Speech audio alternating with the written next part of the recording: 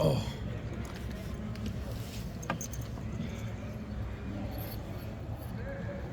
JT, you guys got after the quarterback pretty good. Is that what we should expect all season long? Was that the kind of mentality you guys wanted to go in with? Yeah, but this week's a new week. We got to continue to get better. Coach Jay's always pushing the bar of greatness and technique and discipline. So that was a great first impression, but we just got to be consistent. So what's the next step then? I think being consistent. It's hard to continue to do something over and over again. Run after. I mean, it's easier to do in one play, one game.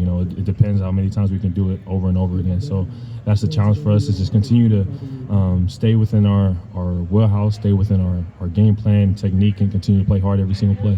JT, have you had an easier sack than your first one there? That was not an easy sack. Okay. That was not an easy sack. It was we've been. I think that goes to show what me and this D-line, our choice, what we've been working on, just being able to use our hands and continue to play fast and react faster, and it just so happened to show up in that play. We saw, Caden make plays, Kenyatta, Mitchell. How much does that help you guys as a unit when you've got three guys behind you that can come in and make plays without much drop-off? Yeah, I mean, those guys, they worked hard day in, day out.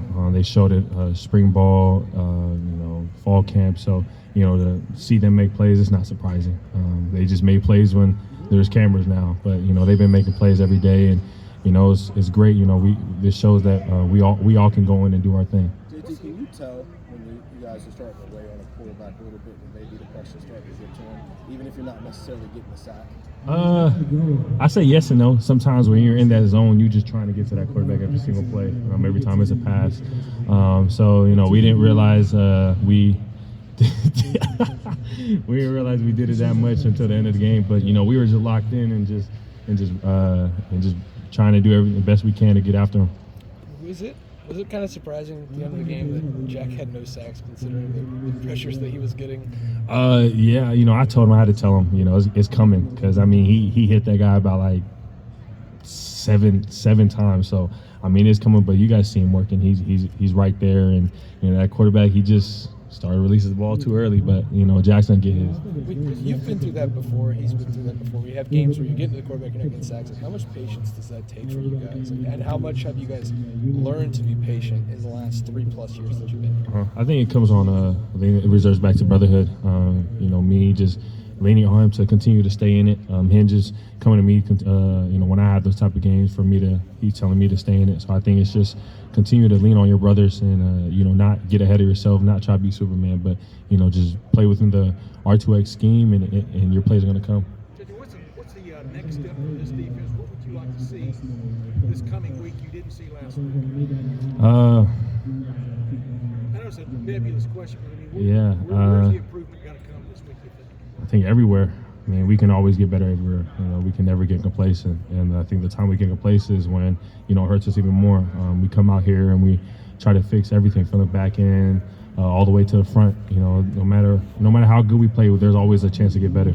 As a leader of this team, were you pleased with what you saw from this past Saturday? With the defense? Were you pleased? Yeah, so being a leader of this group, were you pleased with what you saw this past Saturday with the defense? Oh yeah, we're just a whole bunch of dogs just being, finally being let out to go play. A lot of jitters, just being in front, but we let it all loose. And now we just came back Sunday, watched the film tape, and just continue to clean up all the little things we missed. What did you think of the linebacking play from you guys? Oh, it was great. All the way from everybody, Sonny, CJ, Arvell, Gabe, Payne Pierce, everybody. They all showed it, but at the same time, it's not surprising. These guys, they're working day in, day out. Coach Leonidas is with them. Coach Knowles is with them. Everybody's working with them. Out here, this is where you put in your day's worth of work, and it showed today. It showed last Saturday. How hungry? Did they seem real hungry to be guys like getting their chance? What's it seem like? I think that's just been the motto. To always stay hungry. Always be on your toes, and when your name's called, when your number's called, go make a play. How was Sonny's communication? Like, he was playing that Mike linebacker role. He was going to make those calls. How was he doing that? Oh, Sonny, terrible. Nah, man. Nah, Sonny did great. From him to transition to Mike last second. He came in ready. He was prepared. we had no troubles getting the calls, and when we did, he helped keep the defense in one group, in one piece, and not let us just get all out of place. He kept that team, he ran the show, and he did a great job. How impressive was that for a guy who was playing safety 6 months ago to have to switch the linebacker and then he switches the mic at the last second with all that responsibility? I mean, props out to Sonny. I mean, I don't know how much. I mean, I do know, but I don't know all the behind the scenes stuff with what he has to go through making all those checks or those changes from position. But he did a tremendous job going from safety to will, and then last minute running the show. And he did it. He didn't back off. He owned up to it. He took that job and ran with it. He came in and just led this team, and he stepped up. What have you seen from Western Michigan on tape? Just what have you seen so far this week? The O-line, they play pretty fast. They got a big, strong quarterback. They play within their scheme. They don't try to get out of it. They're a great, strong team. They like when we've seen them play Wisconsin, they just put their nose down and use everything they could. They ran the ball, and that you have to respect the run. So I think that's going to be the main thing, is being able to stop the run and continue to our paycheck will hopefully be passes, but that's a strong, disciplined team, and they're going to come in and give it all they got. When you are playing a team so early in the season, but you see them play another Big Ten team, a team you guys are familiar with, does that help when you're watching the film instead of maybe a team you are less familiar with? I mean, I feel like you always have to be ready with the team. Western Michigan, seeing them play another Big Ten team, and seeing the way that game went out, they got it in them. They know they're not going to quit. And like I said, they play hard. The O-line's tough. You can see them playing through, and just working up to the secondary, working up to the linebackers. So they're going to come in with their chest and their head held high. And they're going to get all they got, and we just got to be ready. JT, Tyleek was just talking about how long Edric's arms are.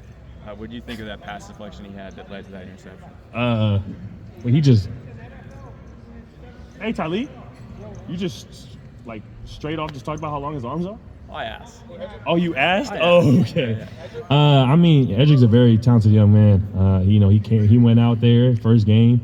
I had to let him know, get his jitters down, and just play you. And I mean, he got one. Then he got another one, led to a touchdown. So I mean, I think that's just the surface level we're in. Again, I think you guys should expect more out of him. All right, JT, thank you. What do you think about